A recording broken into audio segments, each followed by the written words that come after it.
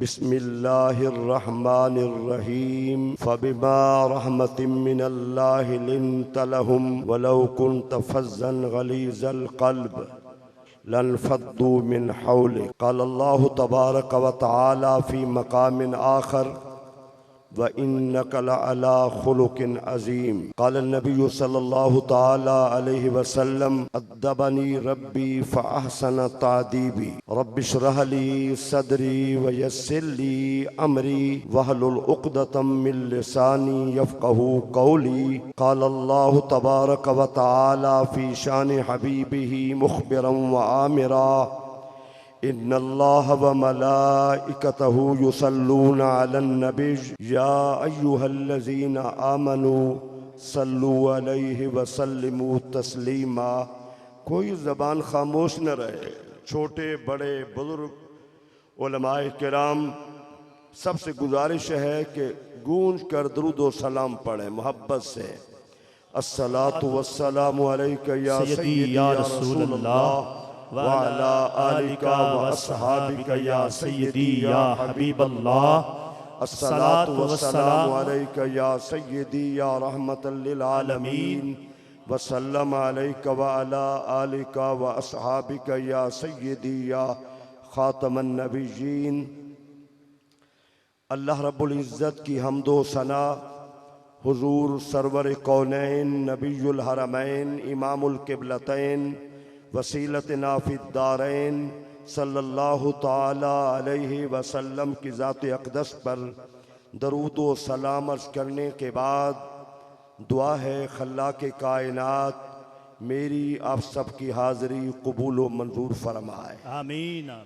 اللہ کریم ہم سب کو حضور کی ولادت کی خوشی کے ساتھ آپ کی تعلیمات پر عمل کرنے کا جذبہ نصیب فرمائے، آمین۔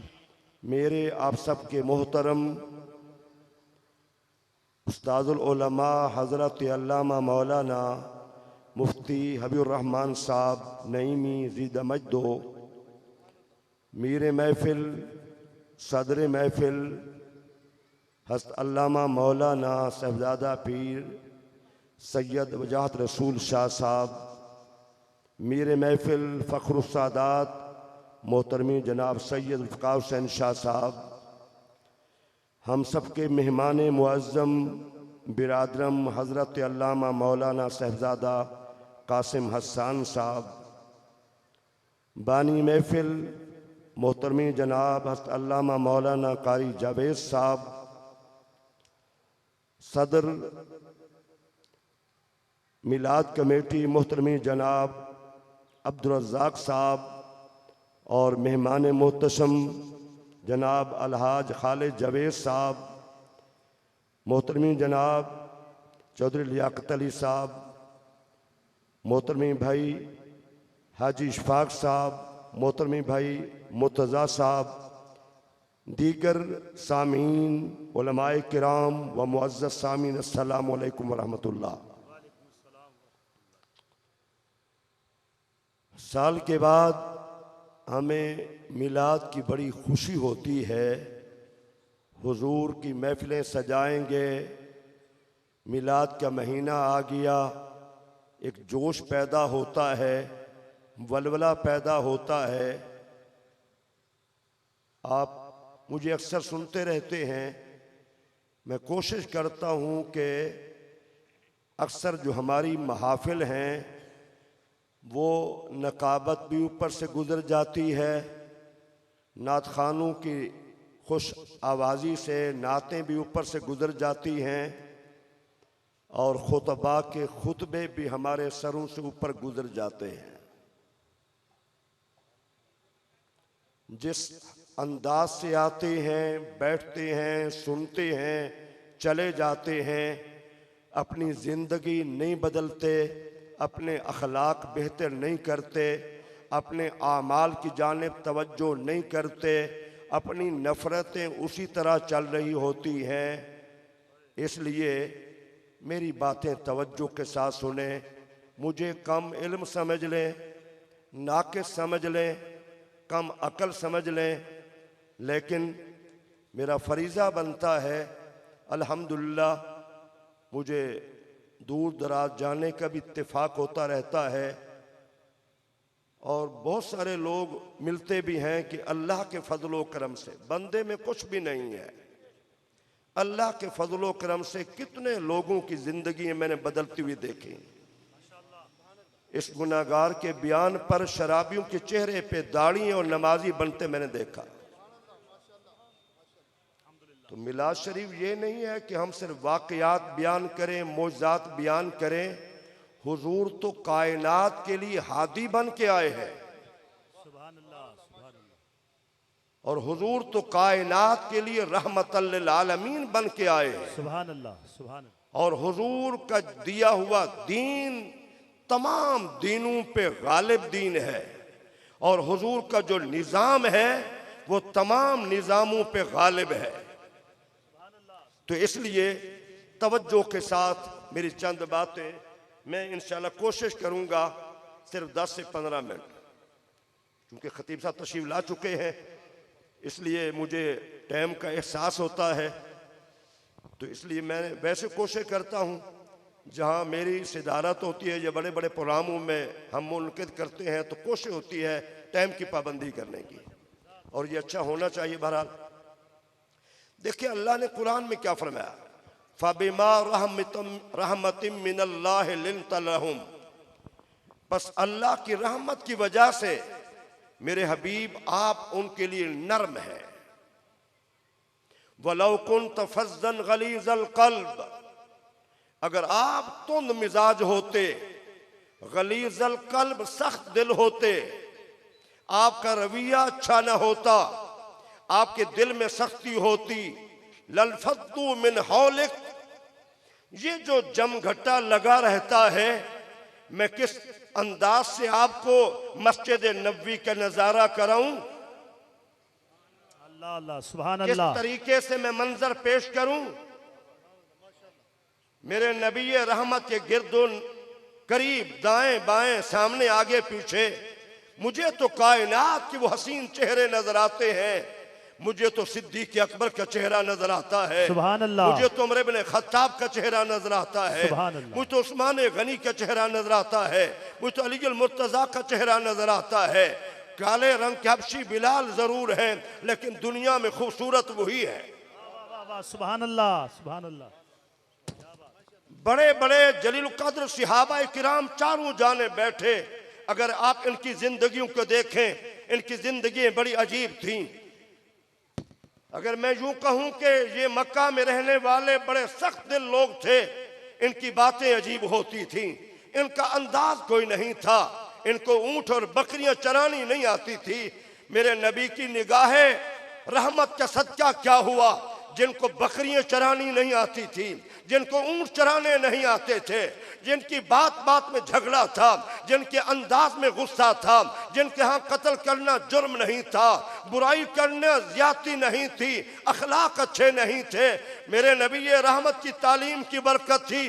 جوانوں، میں آپ سے مخاطب ہوں،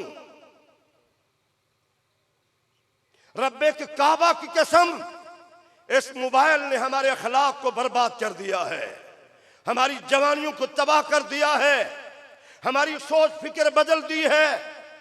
میں دوست کے سامنے نظریں جھکا لیتا ہوں، میں اپنے باپ کے سامنے آنکھیں کیوں نکالتا ہوں؟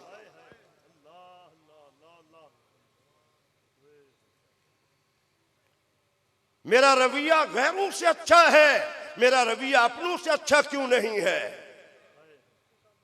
میرے نبی رحمت کی جو تعلیمات ہیں، اللہ کی قسم، میں صحابہ کرام کی پہلی زندگی، مکی زندگی کو دیکھتا ہوں، اور پھر مجھے کیا نظر آتا ہے، یار جن کو اونٹ چرانے نہیں آتے تھے، جن کو بکریاں چرانی نہیں آتی تھی، پھر وہ وقت بھی آیا کہ وہ پوری امت کے لیے، کائنات کے لیے آئین سازی کر رہے تھے، قانون بنا رہے تھے، ان کو اخلاق دے رہے تھے، ان کی تربیت کر رہے تھے، ان کو شرم و حیا دے رہے تھے، اور پوری کائنات میں یہودی عیسائی آج بھی کہتے ہیں دنیا میں نبی کے بعد ابوبکر صدیق عمر جیسا کوئی نہیں ہے۔ میرے بھائیوں، آج ہم میلاد بھی منائیں، اپنے رویے بھی بہتر کریں، اپنے رویوں میں لچک پیدا کریں، ہم ایک دوسرے کو معاف کرنا سیکھیں۔ حضور فرماتے ہیں کسی نے کسی کو معاف کر دیا، اس کی عزت کم ہو گئی، قیامت میں میرے پاس آ کے بتا دے حضور میں نے معاف کیا تھا، میری عزت کم ہو گئی۔ جھگڑے کیوں ہیں؟ نفرتیں کیوں ہیں؟ زبان کا استعمال غلط کیوں ہو گیا ہے؟ میرے بھائیو، ہم نے جس نبی کا کلمہ پڑھا ہے آپ ذرا غور کریں۔ حضور نے ارشاد فرمایا اتنا قیمتی، اتنا مختصر، اتنا جامع، ہم 2-4 گھنٹے خطیب کے خطبے سنتے ہیں، نہ وہ خود بدلتا ہے نہ ہم بدلتے ہیں۔ ایسا کیوں ہے؟ میرے نبی نے جو خطبہ دیا حجت الوداع کا، رب کعبہ کی قسم پوری کائنات کا سب سے عظیم خطبہ، ٹائم کتنا تھا؟ 13 منٹ ہے۔ کتنا؟ 13 منٹ کا خطبہ، پورے اقوام عالم کے حقوق میرے نبی نے بیان کر دیے۔ حضور سے بڑا خطیب بھی کیوں ہو سکتا ہے؟ بے شک، سبحان اللہ، سبحان اللہ۔ حضور نے کیا فرمایا؟ سل من قطعک واعف عن من ظلمک واحسن الی من اساء الیک، جو تو سے توڑے تو سے جوڑ، سبحان اللہ، سبحان اللہ، سبحان اللہ۔ جو تیرے اوپر ظلم کرے اسے معاف کر دے، جس کا رویہ تیرے ساتھ اچھا نہ ہو اچھے رویے کے ساتھ پیش آؤ۔ آج معاف کرنا، بیٹا اپنے باپ کو معاف نہیں کر رہا۔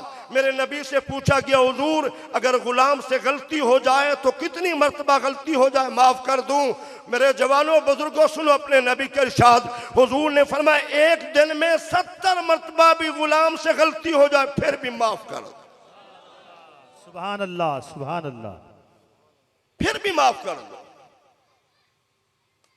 شیخ سعدی فرماتے ہیں اللہ نے 2 چیزوں میں ہڈی نہیں رکھی، زبان میں بھی ہڈی نہیں رکھی اور دل میں بھی ہڈی نہیں رکھی۔ اس عرش بنانے والے رب کو، پوری کائنات کے بنانے والے رب کو بندے سے 2 چیزیں زیادہ پسند ہیں، زبان میں بھی نرمی ہو اور دل میں بھی نرمی ہو۔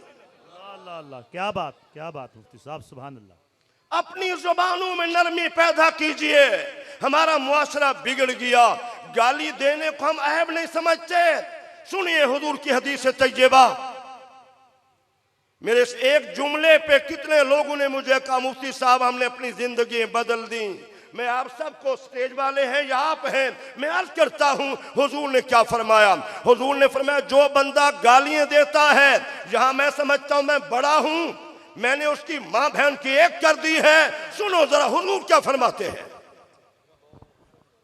آپ ذرا غور سے سنیں۔ جی جی، اللہ، میرے نوجوان بھی، میرے سٹیج والے بھی، آپ جی سب بھی قبلہ جی۔ سنیں۔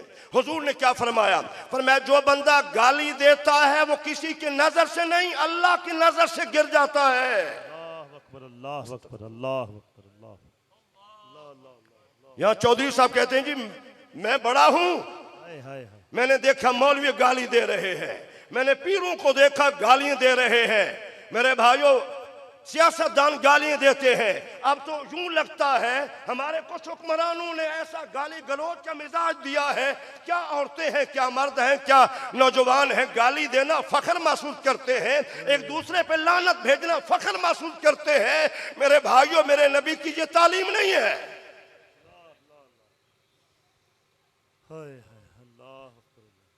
میں آپ کو میلاد چوک میں یہ عرض کر رہا ہوں آپ کے سامنے، حضور نے فرمایا جو گالیاں دیتا ہے اللہ کی نظروں سے گر جاتا ہے۔ اور سیدنا علی المرتضی شیر خدا کرم اللہ جو کریم کا ارشاد گرامی ہے کہ 35-38 سال پہلے پڑھا تھا، آپ فرماتے ہیں جراحت السنان لہا التیام، اللہ، جراحت السنان لہا التیام ولا یلتام منہما جرح اللسان۔ فرماتے ہیں تلواروں کے زخم بھی ٹھیک ہو جاتے ہیں، نیزے کے زخم بھی ٹھیک ہو جاتے ہیں، لیکن زبان سے لگایا ہوا زخم ٹھیک نہیں ہوتا۔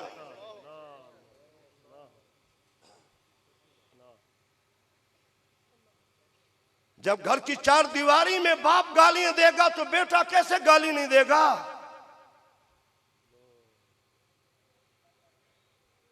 ہم ذرا غور کریں کہ ایک بندہ بھی آپ میں سے ذہن بنا کے اٹھا نہیں بھی آج کے بعد گالی نہیں دینی، اللہ کی قسم ہماری یہ محفل قبول ہو گئی۔ ہو گئی، اللہ، انشاءاللہ، انشاءاللہ۔ اپنی زبان. ایک صحابی نے عرض کی حضور مجھے کوئی نصیحت کیجئے. تو اللہ کے رسول نے کیا فرمایا, کیا خوبصورت انداز کا میرے نبی نے اپنی زبان کو پکڑ کے فرمایا اس کی حفاظت کر. اللہ اللہ اللہ سبحان اللہ. اس کی حفاظت کر. میرے جوانوں, آج ہماری شکلیں اللہ نے بنائی ہیں, یاد رکھنا اپنی زبان کے اخلاق کو بہتر کرو, اپنی زبان کے استعمال صحیح کرو. رحمت. آخری بات ختم کر رہا ہوں میں. ایک آدمی کو حضور نے تعلیم دی, اسلام کی دعوت دی.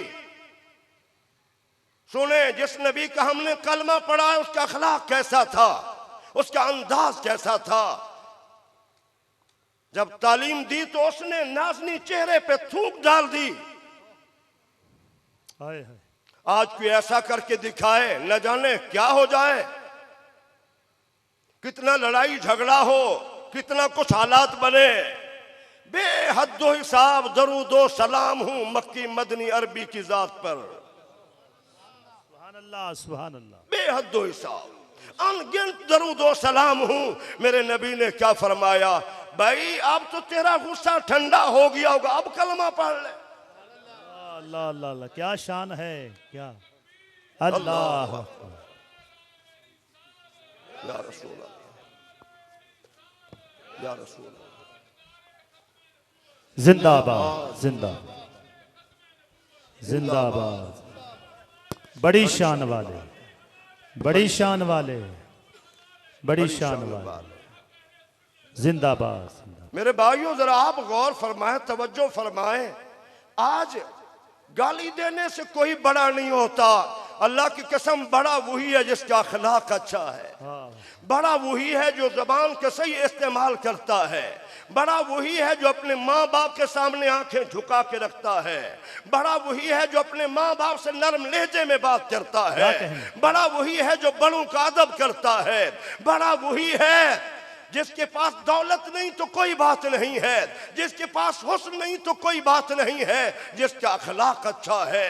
یاد رکھنا دولت کے مقابلے میں دولت والے مل جائیں گے, اخلاق سب سے بڑی چیز ہے. میرے جوانوں, میں آپ کو میلاد چوک میں اس میلاد کے پروگرام میں حضور کی سب سے جو بڑی صفت ہے, اللہ نے آپ کو اخلاق عطا فرمایا ہے. وَإِنَّكَ لَعَلَىٰ خُلُقٍ عَظِيمٍ. واہ واہ واہ سبحان اللہ سبحان اللہ. یہ یورپ ڈھنڈورا پیستا ہے, اسلام کا مذاق اڑاتا ہے, حضور کی گستاخی کرتا ہے اور صحابہ کرام پہ تان کرتا ہے. اسلام تلوار سے پھیلا ہے, اسلام جبر سے پھیلا ہے. میں سب کو بتانا چاہتا ہوں, رب کعبہ کی قسم, اسلام جبر سے نہیں پھیلا, تلوار سے نہیں پھیلا, میرے نبی کے اخلاق سے پھیلا ہے. سبحان اللہ. اللہ. نعرہ تکبیر, نعرہ رسالت, نعرہ تحقیق, نعرہ حیدری, نعرہ غوثیہ, فیضان چورا شریف, فیضان محسن اعظم پاکستان. سبحان اللہ سبحان اللہ جی ماشاءاللہ. یا رسول یا رسول یا. میرے عزیزان گرامی, مجھ سے پوچھا گیا, ہماری رسمیں بہت ہیں, آپ سنتے رہتے ہیں, رسموں کے حوالے سے بہت بیان کرتا ہوں میں. بڑا پرفتن دور ہے شادی. آپ تو میں نے تو ویسے اب روٹین بنا لی, پہلے کہہ دیتا ہوں, بھائی اگر تم نے دلہن کو اس طرح لے کے آنا ہے اور بارات کا استقبال لڑکیاں کریں گی تو میں نکاح نہیں پڑھاؤں گا. چھوڑ دیا میں نے.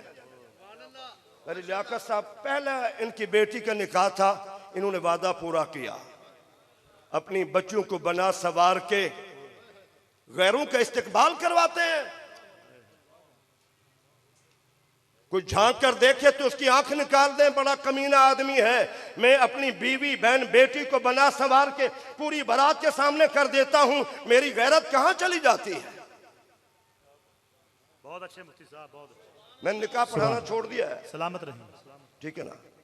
تو ہماری کی رسم ہے, تائی اٹھی, دادی اٹھی, پھوپھی خالہ ماں اٹھی, قرآن لیا اور قرآن کا سایہ کر کے, میں کہتا ہوں ایک قرآن کا سایہ کر دو, اس دلہن کو کوئی فائدہ نہیں ہے. دلہن کو فائدہ وہی ہے جو ماں باپ نے اس کے دل میں, سینے میں قرآن کی تعلیم ڈال دی. سبحان اللہ سبحان اللہ. آپ کروڑ قرآن کی چھت بنا کے دلہن کو بھیج دیں، 1 کروڑ قرآن مجید چھت، اس کو کوئی فائدہ نہیں ہے۔ ہاتھ میں اٹھانے سے کوئی فائدہ نہیں ہے، سر پہ رکھنے سے کوئی فائدہ نہیں ہے۔ فائدہ وہی ہے جو قرآن کے اندر ہے، ہم پڑھیں گے، سمجھیں گے، عمل کریں گے، فکر کریں گے، آخرت کی تیاری کریں گے۔ اللہ کریم میرا آپ کا حامی ناصر ہو، حضور کی محفل میں آئے ہیں، کچھ لے کے جائیں۔ انشاءاللہ اللہ تمام انتظامیہ کو جزائے خیر عطا فرمائے۔ اللہ ہم سب کو حضور کی تعلیمات پر عمل کرنے کا جذبہ نصیب فرمائے۔ آمین ثم آمین وما علیہ الا البلاغ۔